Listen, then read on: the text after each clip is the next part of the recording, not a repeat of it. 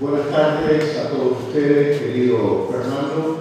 Muchas gracias por esta invitación. Para mí es un honor compartir esta tarde algunas de las experiencias relacionadas con emprendimientos. Antes de hablarles del caso del Banco del Barrio, no puedo resistir la tentación de hablar un poco sobre el emprendimiento, lo que para mí es ser un emprendedor. Y de alguna manera se los voy a contar y compartir sobre la base de mi propia experiencia de vida. Normalmente cuando vemos a un banquero, lo vemos con traje, con corbata, con lentes, y lo imaginamos como una persona que al manejar mucho dinero de la gente es una persona rica y que sin duda alguna toda su vida ha sido una persona rica, que nació de una familia rica.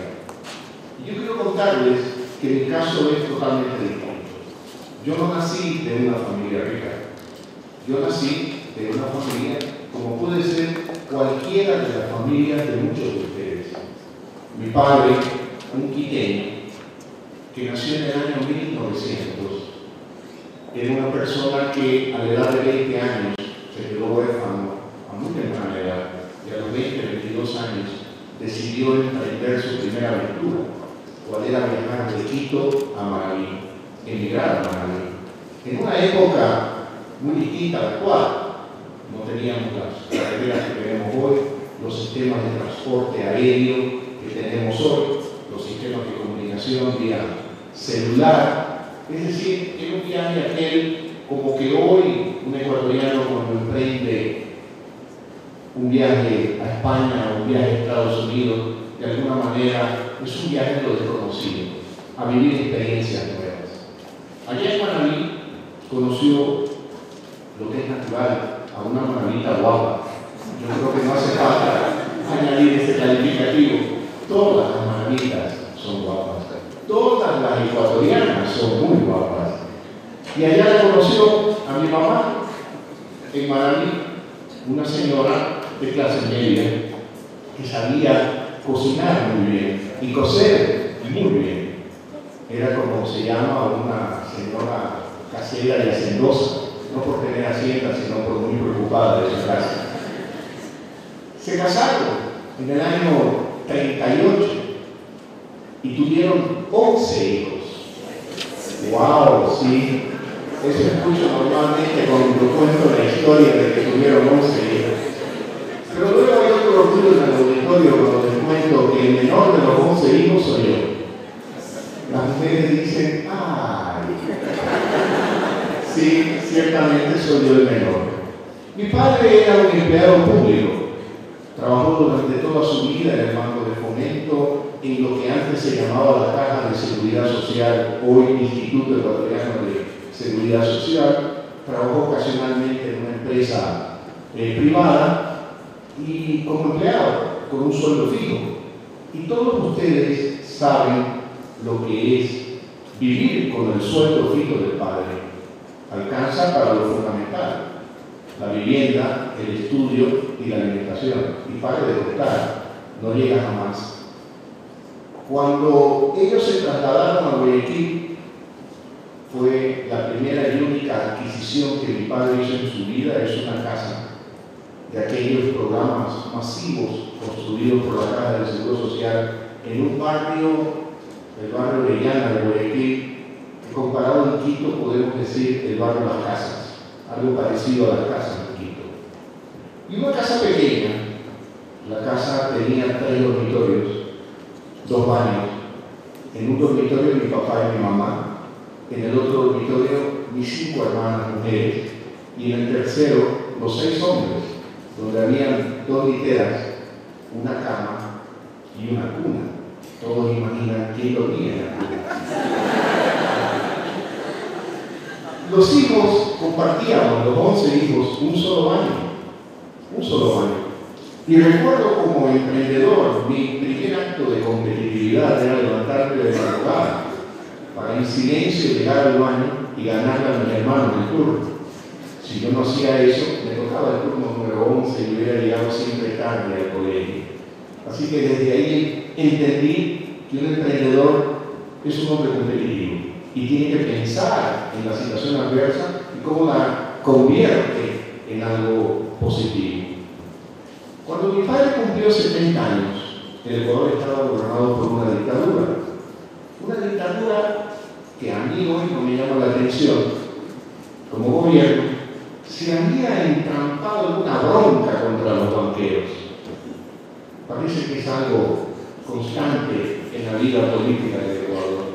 Y había dos banqueros que eran los que controlaban la actividad bancaria de Guayaquil, ya mayores de 70 años. Y el gobierno no encontró mejor decisión que pasar una ley obligando a que todos los mayores de 70 años se jubilen. Y claro, mi padre se tuvo que jubilar. Y a pesar de que tenía 70 años, era un hombre lúcido, con mucha energía física y necesitaba del empleo. Todavía habíamos algunos de los hijos de él que estábamos en los colegios. Yo estudiaba a los 15 años de edad en el Colegio San José Lasalle de Guayaquil. ¿Y cuál fue la decisión que tomaron mi padre y mi madre? Cambiaron de colegio, pues no podían seguir pagando la atención del colegio de los hijos que estudiábamos como yo en el San José Lasalle. Y es ahí donde yo tomé mi primera decisión de emprendedor en la vida. Yo dije, no, yo quiero seguir estudiando en mi colegio, porque lo quería, porque estaba acostumbrado, respetaba a mis profesores, conocía a mis compañeros, sabía aquel gordo vago que se sentaba en el último banco de la clase, aquel flaco con lentes, todo nerd, que conocía todos los exámenes al dedillo y sacaba 20 sobre 20, conocía a mi compañero, aquel deportista, basquetbolista, que nunca iba a clases porque siempre tenía permiso para entrenar. Así que estaba acostumbrado. Me gustaban las clases de literatura más que las de matemáticas. Y conocía a cada profesor, sabía ya su tip. Yo no me quería cambiar de colegio. Entonces decidí conseguir un empleo. Y lo obtuve. Y un empleo sencillo, acorde a las características de un joven de 15 años. ¿Cuál fue mi empleo? Yo anotaba en la bolsa de valores de Guayaquil, en una pizarra verde y grande, acuérdense que no había sistemas electrónicos como lo de hoy, con una tiza, las cotizaciones de los papeles que ahí se transaban en la bolsa de valores de Guayaquil. Era un empleo muy sencillo, muy elemental, pero era mi empleo. Ese empleo me permitió cumplir con mi sueño, seguir estudiando en el colegio que yo quería estudiar, y además me permitió convertirme en un motivo de orgullo de mi padre y de mi madre. ¿Por qué? Porque su hijo menor se sostenía solo y además ayudaba, como era mi obligación, a la economía del hogar, porque mi padre había perdido su empleo. Hasta aquí les puedo contar una historia de una persona que nació de una familia de clase media, con un padre que era un empleado público o privado, y con una madre que sabía cocinar y coser muy bien. Y yo vestía las camisas y los pantalones que ella nos cosía a todos los hermanos. Y también nos hacía pijamas. El único problema que yo tenía es que de repente me encontraba con que la tela de las cortinas de la casa era igual a la tela de mi camisa. Pero me sonreía con ustedes porque más pesaba el cariño y el afecto de mi madre. Como ustedes lo sienten hoy, el cariño y el afecto de una madre es capaz de suplir todas las deficiencias que eventualmente, materiales, que eventualmente que vive uno a lo largo de la vida. Ese es mi origen, económicamente hablando, una familia sin recursos. Entonces, ¿por qué cuento esto? Cuento esto porque el prototipo que muchas veces los jóvenes se forman en su cabeza, que el emprendedor es aquel que tiene dinero, el emprendedor es aquel que se le ha dado todo fácil en la vida. Y claro, si se tiene dinero, si tiene relaciones, está muy bien conectado, ¿cómo lo va a emprender? Por lo tanto, eso no es conmigo, eso es con ellos allá. Y yo les digo a ustedes que no. que emprender tiene que ver con todos y con muchas actividades en la vida, y no solamente con los negocios. Uno emprende un proyecto deportivo, uno emprende, como ustedes han emprendido, su proyecto educativo, su formación profesional para prepararse cuando les toque ya crear su propia historia de vida. También uno emprende una familia. Yo tengo la mía, tengo una esposa con la que estoy casado 30 años, tengo 5 hijos a los que hemos educado y ya son 2 de ellos profesionales, y vengo de un viaje disfrutando de acompañar a mi hija de 18 años a seleccionar su universidad. Claro, todavía no conoce la UCLA, seguramente cuando la conozca quiere venir a Quito, ¿no? Al exterior. Así que también se emprende al formar una familia, porque son proyectos, son desafíos, son actividades que demandan mucho compromiso para llevarlas adelante. Por lo tanto, el emprendimiento no solamente tiene que ver con los negocios, sino con muchas actividades de la vida.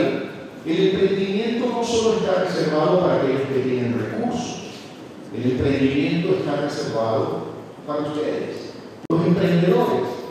¿Y quién es para mí un emprendedor? Es un hombre que lucha, que tiene una gran capacidad de lucha. Es un hombre que tiene la capacidad de soñar. Ya les he contado los rasgos, muy breves rasgos de mi familia. Yo recuerdo que cuando tenía 9, 10 años, yo soñaba con ser un emprendedor. Yo soñaba con ser lo que soy hoy. Y yo jugaba con mis sueños, con una manera de alimentar ese sueño. ¿Y cómo jugaba?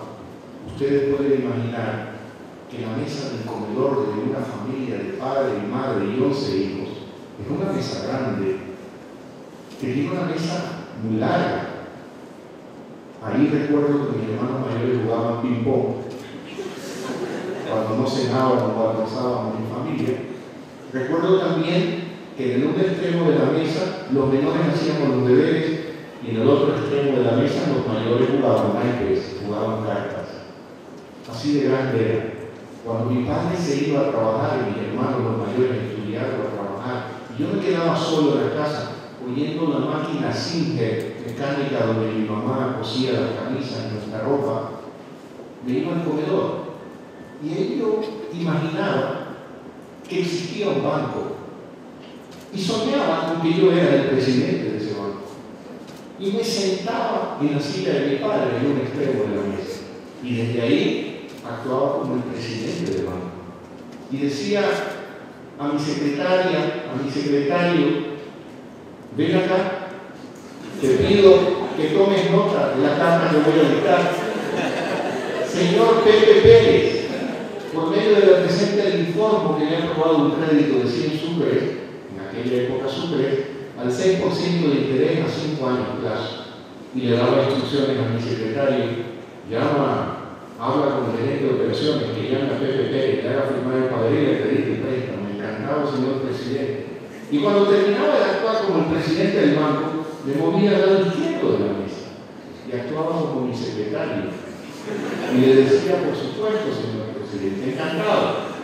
Redactaba la carta en una máquina portátil mecánica de mi padre, escribía la carta, previamente había cortado los papeles, armaba el pagaré y luego conversaba con el gerente de operaciones, que imaginariamente para mí estaba sentado en el otro extremo de la mesa, en la silla donde se sentaba mi mamá.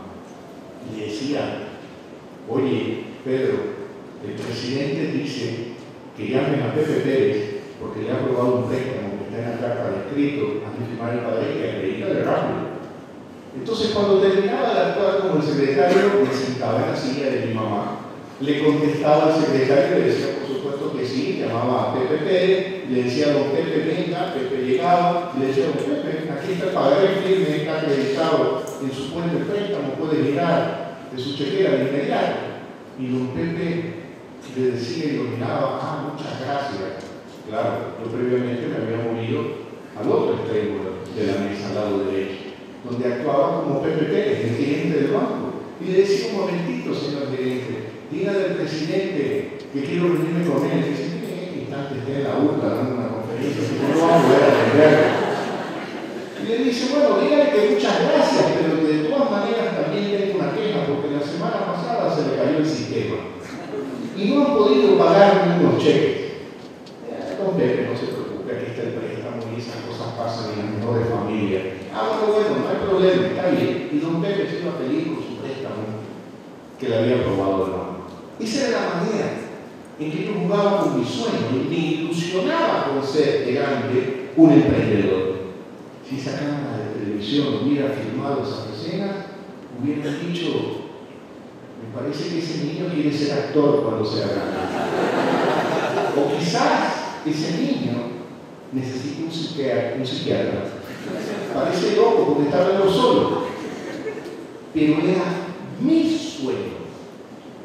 Como ustedes tienen sus propios sueños. Y esos sueños son importantes para un emprendedor. Ese es el valor de soñar. Y yo supe conservar y cuidar mi sueño. Jugar con él.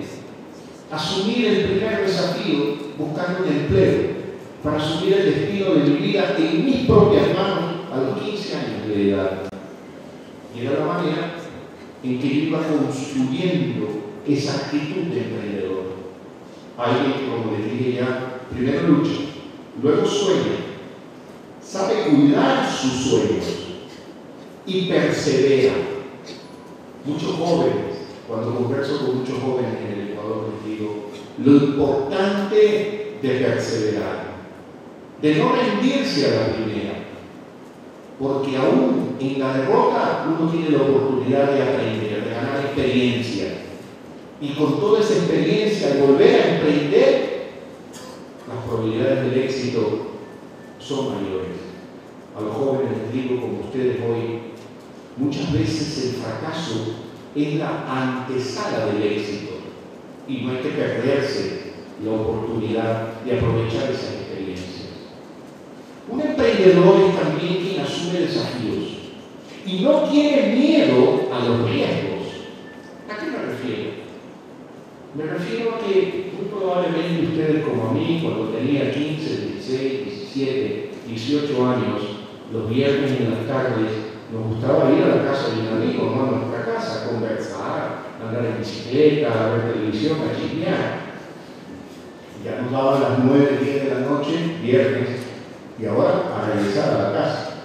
Y cuando regresa uno de noche, solo caminando, de repente va por una calle oscura, sin iluminación, cuando escucha los ladridos de un perro, y uno se da la vuelta hacia atrás y ve la cara de un perro rabioso con la baba regándose por los labios, y uno dice, la primera reacción, que el perro no se dé cuenta que estoy nervioso, así que voy caminando un poquito más rápido, ¿no es verdad?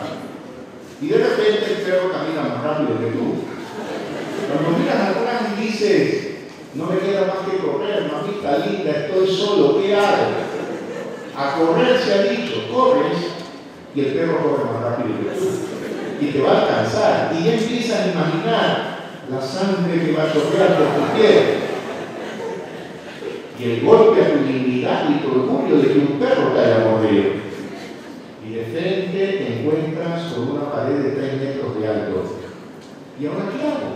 No me queda más, el perro me va a morder. O salto la pared. Frente a esa circunstancia no te queda más. Saltas la pared, la cruzas. Y ya cuando lo has saltado y cruzado, te pones la mano en el corazón y dices, pero si todo mi cuerpo está palpitando de los nervios, qué tranquilidad, logré saltar.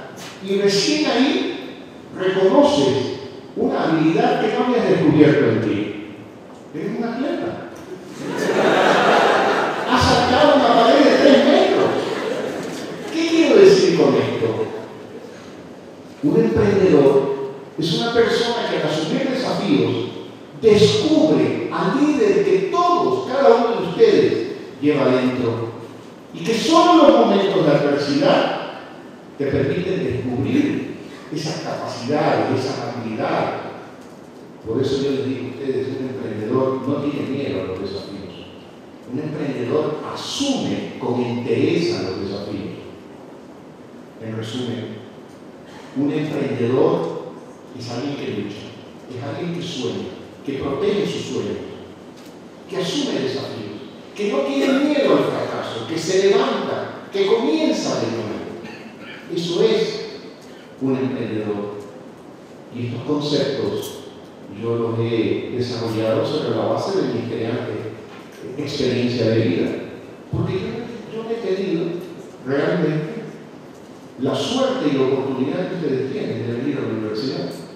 Yo no me he graduado de la universidad. Me río cuando me dicen economista, doctor, licenciado, físico nuclear, astronauta, todavía no. La realidad es que no tengo ningún título universitario.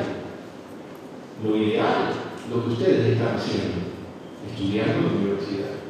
Yo no pude hacerlo, tenía que dedicarme a trabajar. Y me cautivó el emprendimiento, me dediqué a emprender desde muy joven. Y aquí estoy. No haber ido a la universidad no implica que no haya estudiado, por si acaso. Por supuesto que he estudiado, bajo mis métodos. Y preparándome para asumir cada desafío que he tenido que asumir a lo largo de mi vida. Y creo que hoy, a los 55 años, me viene bien compartir con jóvenes como ustedes estas experiencias de emprendedor. Pero yo creo que hay dos tipos de emprendedores. Si queremos simplificarlo desde otro punto de vista, los emprendedores, o llamemos empresarios, que se enriquecen del mercado. Y hay otros emprendedores, hay otros empresarios que enriquecen al mercado. Y hay una diferencia fundamental entre el uno y el otro. Los dos ganan dinero, pero mi teoría es que la segunda categoría del empresario, emprendedor, aquel que busca enriquecer el mercado, lo que está colaborando es a que la economía crezca, a que los mercados crezcan, a ser sustentables los negocios. Y basado en ese criterio, en que pensé en el Banco del Barrio para enriquecer el mercado, ver la manera de que el mercado bancario del Ecuador crezca y crezca mucho más. Llegando a dónde? A la base de la pirámide. Aquellos ecuatorianos que no tenían acceso a los servicios bancarios. ¿Y por qué es importante tener acceso a los servicios bancarios? ¿Para que los banqueros ganen plata? No. Lo importante de acceder a los servicios bancarios es porque quienes viven en una situación de pobreza, no viven en economía formal, no disfrutan de la economía formal, adquieren una herramienta que les permita incorporarse a esa economía formal, adquirir oportunidades y beneficiarse de esa economía formal. Por eso es importante llevar adelante proyectos de bancarización que incorporen a la mayor cantidad de ecuatorianos a la banca, a los servicios bancarios. Hay un indicador técnico que se llama bancarización, y es una manera de medir el volumen total de créditos sobre el PIB, o el volumen total de depósitos sobre el PIB, o el número de oficinas para la población, número de oficinas bancarias para la población en un país, etc. Uno u otro método nos lleva a que en el Ecuador, hace 2007 más o menos, 4 años atrás, el nivel de bancarización sea apenas del 22%. Yo me atrevería a decir que es un indicador de pobreza, porque hay un 78% que no tiene acceso a la banca.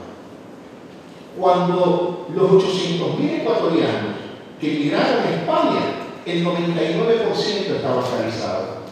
Por lo tanto, la población ecuatoriana está dispuesta a trabajar con un banco, a incorporarse a la economía formal. Simplemente no se les había dado la oportunidad. Y ahí nace el proyecto del Banco del Barrio.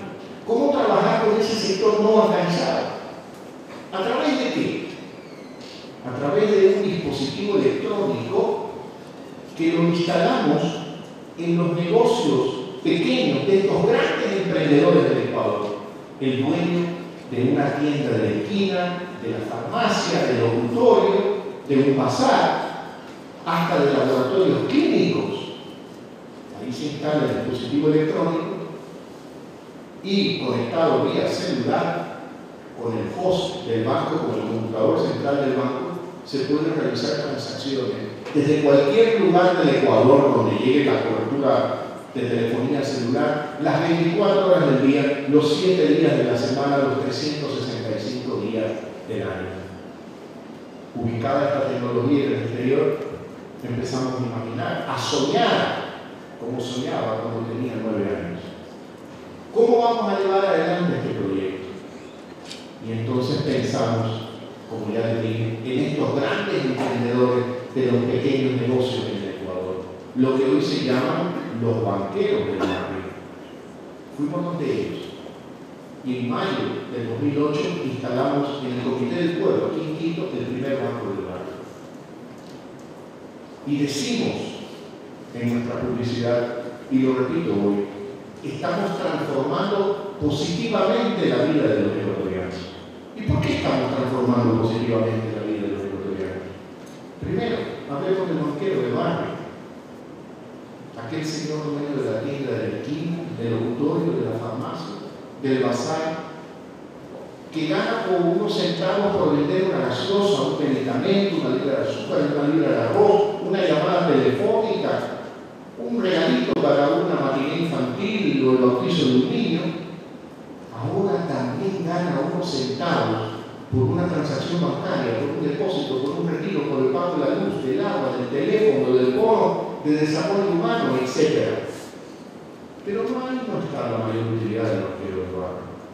Es importante lo que ganan, pero su mayor utilidad es que desde que se convirtieron en banqueros del barrio, sus ventas han crecido hasta en un 60% el promedio. Imagínense ustedes que de la noche a la mañana sus ingresos se incrementan en un 60%. Díganme si eso no transforma positivamente su vida, como está transformando positivamente la vida de más de 3.000 banqueros de barrio del Ecuador en este momento. ¿Y por qué han subido las ventas? Porque en su local ya no solo opera una tienda, un locutorio, un bazar, una botica, ahora también ahí opera un banco. Y por lo tanto los vecinos del barrio lo visitan con mayor frecuencia. Y ya que van allá a hacer una transacción bancaria, por ahí ven una cajetilla de cigarrillo, una gaseosa, otra una huesuda con velo de novia, que la toman ahí, una lata de atún, y eso hace que el banquero del barrio venda mucho más. Miren ustedes todo lo que estoy aprendiendo en mi recorrido por el banco del barrio, un lenguaje distinto o no propio de un banquero. Pero en todo caso ustedes me comprenden. Para ellos se está transformando positivamente su vida, pero sus beneficios no quedan ahí. Hay otros beneficios que ellos sienten, como me lo dicen a mí, como lo dicen en la publicidad que seguramente ustedes vieron en la televisión. Pues ahora somos orgullosamente banqueros, como aquella banquera de barrio de acá de la sierra que en la publicidad dice, al igual que yo, miren ustedes, cuando yo era niña soñaba con trabajar en un banco. Ahora, gracias a Dios y al banco del barrio, soy la banquera del barrio. Mis dos hijas pequeñas sueñan que cuando sean grandes quieren trabajar en un banco.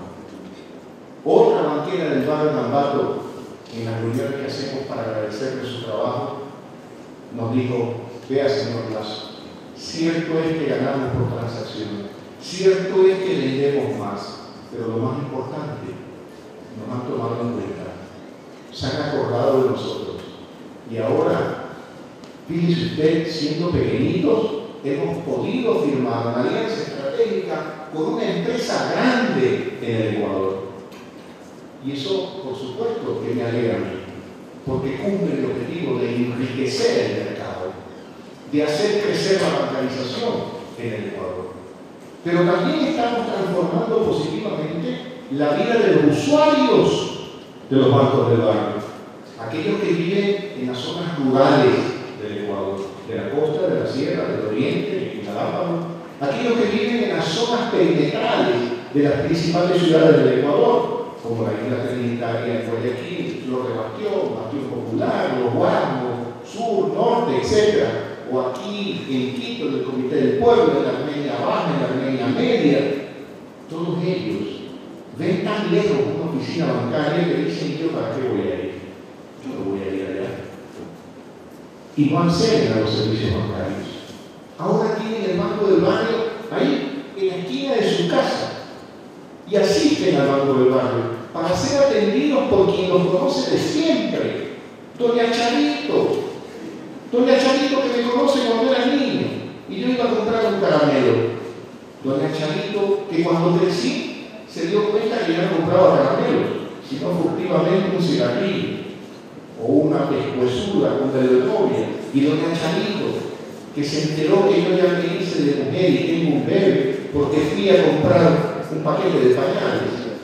Doña Charito, mi amiga, la que me conoce de siempre, y me atiende distinto a como, aunque aprendemos bien en el banco de Guayaquil, a como me atiende una cajera del banco, que no me conoce y no sabe quién soy yo. Les cuento una anécdota en mis recorridos por el Ecuador. Visitaba en Milán un banquero del barrio y uno de los usuarios me dice: vea, Guillermo, anteriormente, yo le voy a contar algún secreto, me dice. Yo siempre me atraso en el pago de la luz. Y viene el empleado de la empresa eléctrica y me la corta. Cuando regularmente venía a decir que no ha pagado la luz, te la voy a cortar, le decía: ya no seas maldito, déjame ir al centro. Llego a la empresa, pago la luz, regreso, me enseño el recibo, me la corta, ahora aquí hay un banco del barrio. ¿Sabe por qué? Porque ahora ya no vamos al guau, ya no gastamos en transporte, no nos exponemos a los riesgos de seguridad. Lo hacemos aquí, atendidos por doña Norineira, la banquera del barrio de Barbones, a quien conocemos de toda la vida y ella nos conoce a nosotros. Pero lo más importante de un dinero, que ahora el dinero se queda en Barbones. Y fíjese usted, ahí hay un nuevo negocio, con un empleo, con un muchacho que no tenía empleo, hoy tiene empleo, aquí en Barbones, porque el dinero ya se queda en Barbones. Ustedes me pueden decir: ¿y cuánto se queda? 2.000 cobran el bono de desarrollo humano en Barbones, $70.000 al mes. Luce poco, para Barbones, mucho dinero, mucho dinero.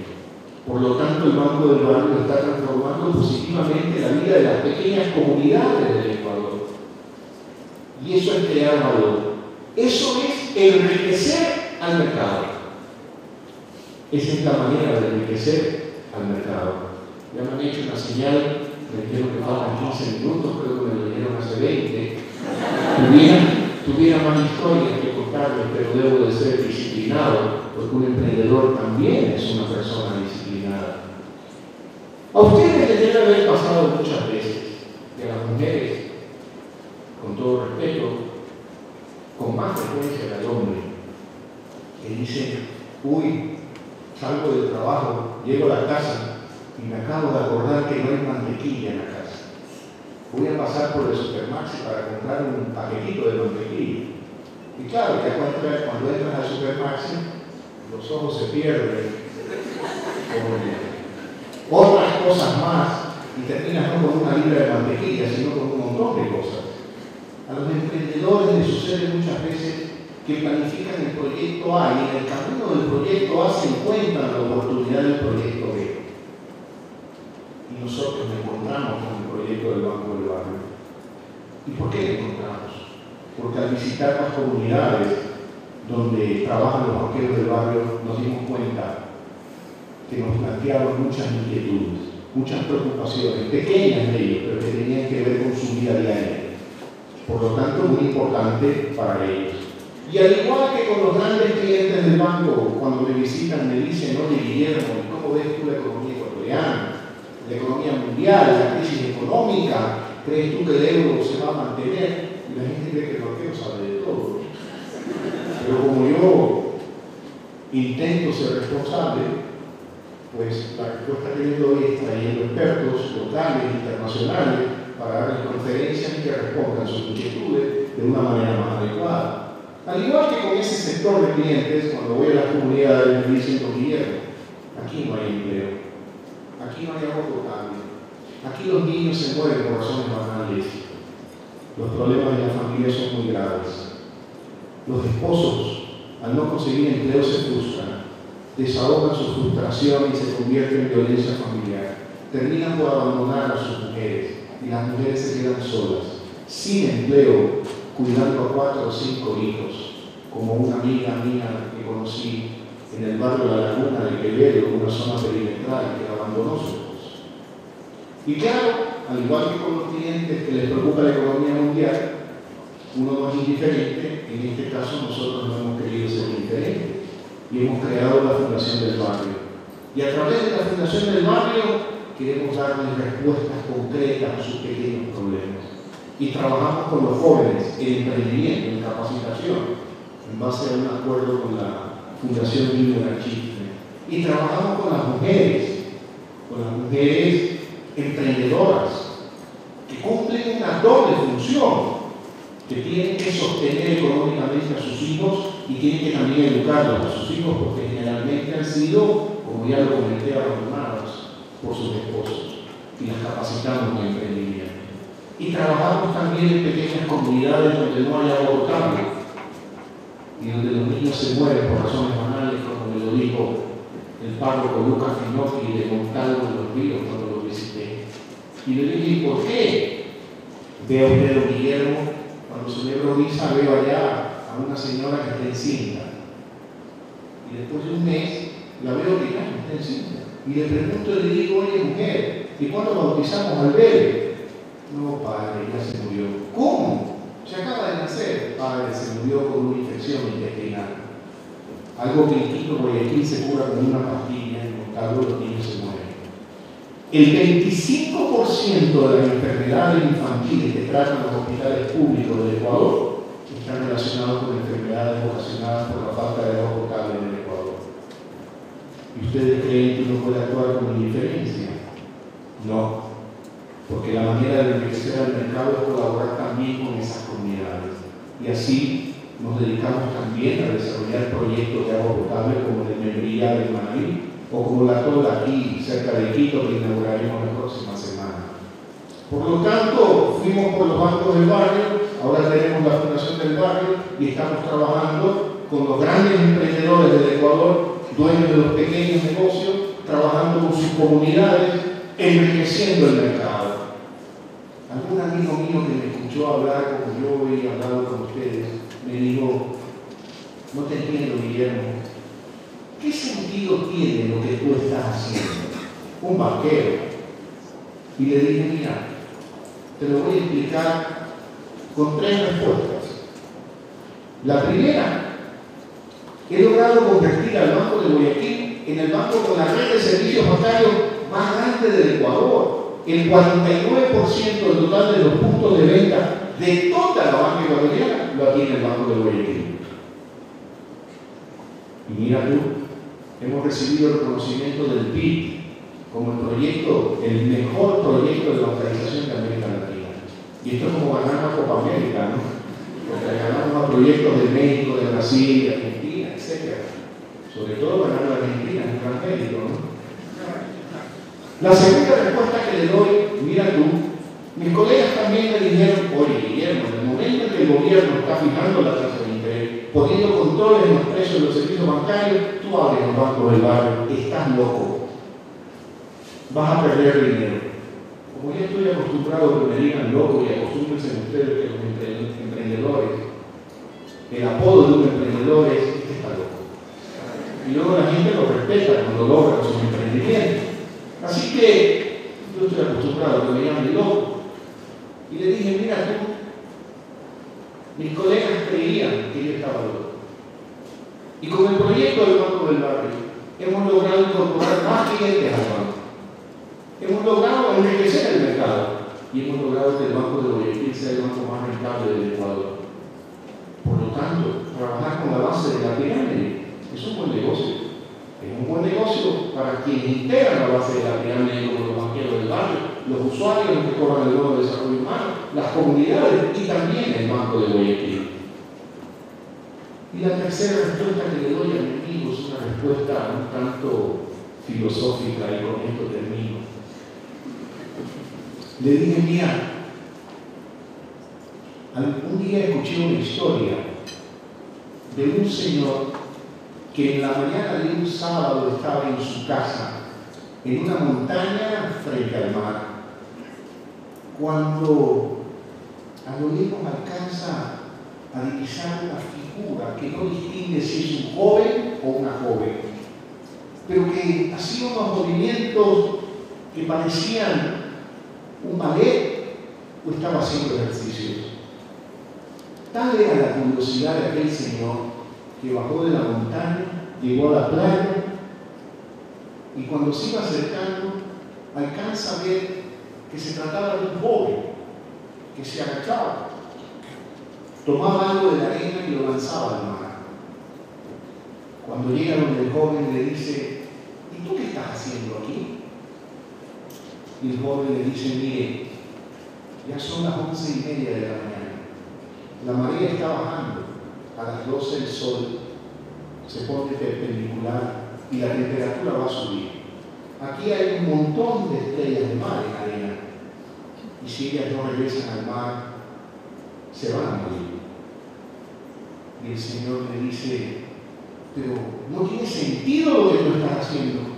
Aquí hay más de 10.000 estrellas de mar y hay más de 10 playas a la oeste. Tú no vas a poder con todas ellas. El joven no le contesta, se agacha, coge una estrella del mar, va hacia el agua del mar y con fuerza la lanza, regresa donde el Señor y le dice: para que ella tiene sentido lo que yo estoy haciendo. Eso diga, mi amigo, para mí tiene sentido enriquecer al mercado, para mí tiene sentido contribuir a hacer crecer la bancarización en el Ecuador. Para mí tiene sentido trabajar con la base de la pirámide. Para mí tiene sentido dar respuestas y actuar sin asumir la actitud de indiferencia frente a las pequeñas comunidades del Ecuador. Muchas gracias.